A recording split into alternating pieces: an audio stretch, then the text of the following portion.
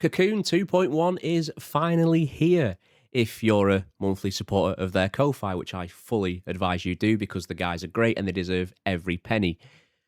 What they've done is if you're a monthly supporter to their Ko-Fi, you can get early access to some of the builds and help them bug test so that when it goes to public release, it's in the most stable condition it can be. But what I thought I'd do, as a little cheeky preview, I thought we'd have a quick look at some of the upcoming features of 2.1. Now, this won't be a deep dive, it'll just be a little overview as things might change or things might look a little different. I will be doing a full in-depth guide when 2.1 goes to public release. However, for now, this is just going to be a quick look at Cocoon 2.1.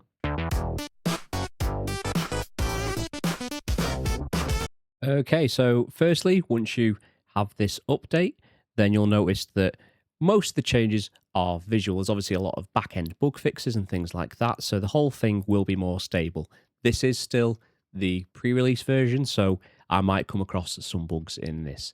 So immediately, I can see on the top left, my Discord friends list has a lot of new fonts. There's a lot of new icons and things like that that do look a lot nicer than the original ones. And then if I press my right bumper, there is these quick controls. So we've got our Wi-Fi, our Bluetooth, there's Do Not Disturb, there's or you can enable and toggle the single screen mode. I do believe the single screen mode has some bug fixes or some bugs in this. So I will be covering the full single screen mode on the Odin once it's in release, but just for this little quick look, I'm not going to. There's also a little brightness adjuster here that controls both sliders instead of using the AYN menu here. And then there's a little easy link to our Android settings, which is always good. So then if we look at our main folder, so we now have, if you select a blank box, you have this new pop-up menu at the side, which has easy access to your apps. The apps menu has been redesigned. It looks infinitely better. You've got this full grid rather than the kind of broken down by letter. You also have the names of the apps, which I always appreciate because sometimes I have so many apps that I forget which ones, especially here when I've got 3 different versions of Melon DS. I've got the original dual DS one, which I think is now obsolete because the dual screen fork is in the main app. There's also the link version for Emulink, which I've been testing, and is also an app I did a video on. I fully recommend. It's a great little app. And then, yeah, so this has been fully redesigned. It's a lot better. There's also a search, so you can search for a specific app. So there's retro achievements. Just as an aside, it's a web app, the Retro Achievements app, not an official one, so you can just install it from the browser. So if I go to the bottom here, so I've hidden the button hints and the bottom bar until I go to the bottom. That's why I've got this little bumper, or this little bar here. And then you can see that we have our pods, which is their term for like widgets, as it were. So you can open this up, and then we have the theme store, the Silk Pod, that's what it's called. I forgot for a second then. There's also Flutter Type, which is or Flutter Key, apologies, which is the little built-in keyboard. There's also something called Leaflet, I think it's called, and that's going to be like a note app that's currently coming soon. And there's also an app which will allow you to display your game tracking times and things like that. Or I think, yeah, that is also coming soon. And then, again, there's another link to the settings there. So we'll go through some of that shortly. There's also some redesigned options here. So if you look on the bottom left where my little swap screen button is and where my little hints are, they've been redesigned, and it just makes the whole thing look a lot more streamlined. And I think it just looks so much nicer. So I believe this project is called Metamorphosis, or the redesign. So for the Franz Kafka fans amongst you, then you might appreciate that. And showing my performance background. A man turns into a beetle. It's interesting.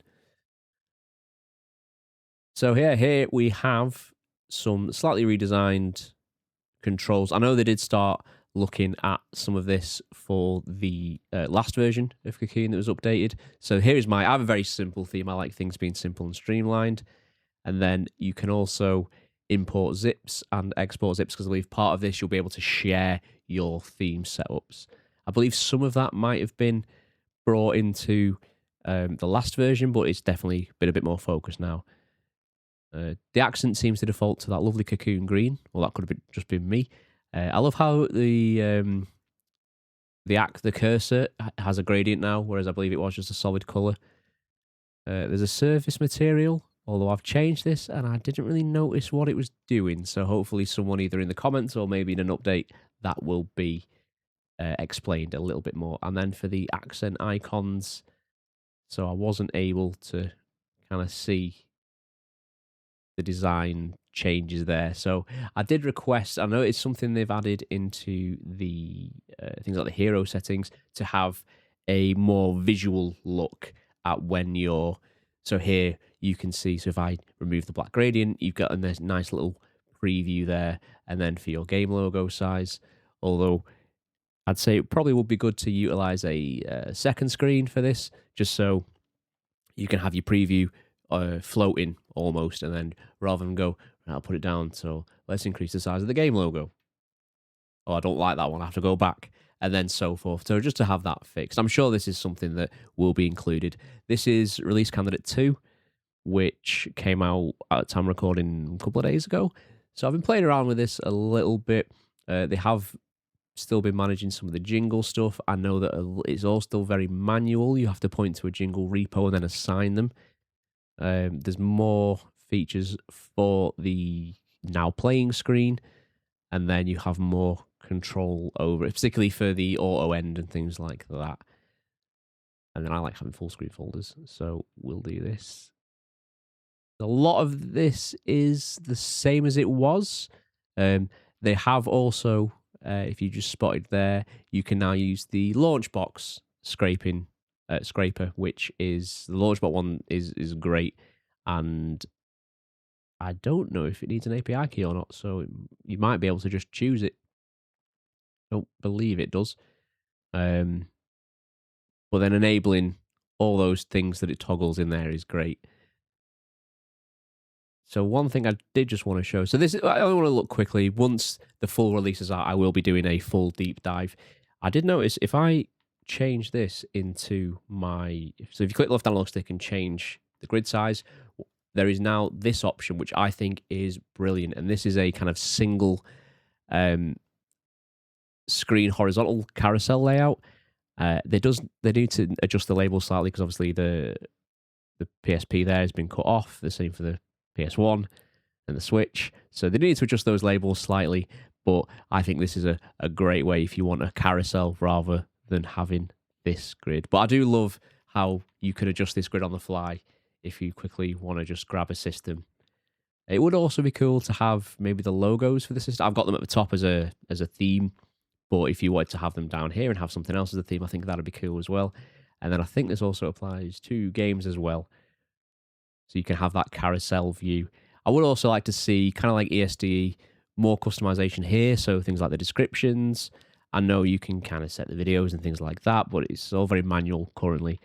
So yeah, just a quick overview about the new features coming to Cocoon. It's very visual. It's a bit of a visual overhaul. And there's been a ton of bug fixes in the back end. I believe scraping is more consistent now. Personally, I didn't have many issues with scraping. It's mostly around the retro achievements, although I believe that has been fixed. I did see someone else report on my Discord, which you can join in the link below, that they were still experiencing the phantom music playing in the middle of the night. I disable background music in my front ends because I don't like it, so I've not experienced that. So if that's something you've experienced, then please let me know in the comments, raise it as a bug report in the Cocoon Discord. If you want to get early access to these versions of Cocoon before they go to general release, then you can sign up to their Ko-Fi. You have to sign up as a monthly supporter, and that will give you access to their Discord where they post the releases. There's also a designated supporter chat in there, and there's more detailed bug reports than bug forums and things like that. As always, if you like this video, I'd appreciate a like and a subscribe. You can join the Discord as well. I am currently planning on putting together some regular Twitch streams. I did one a couple of weeks ago just as a little test, and then I decided it was the right time to build a new computer, and I'm still currently sorting out our spare room so I can make it a little bit more elite gamer streamer rather than scruffy Mancunian millennial in his mid-30s who doesn't really care. So if you like this video, I'd appreciate a like, I'd appreciate a subscribe, tell your friends, and I'll see you next time.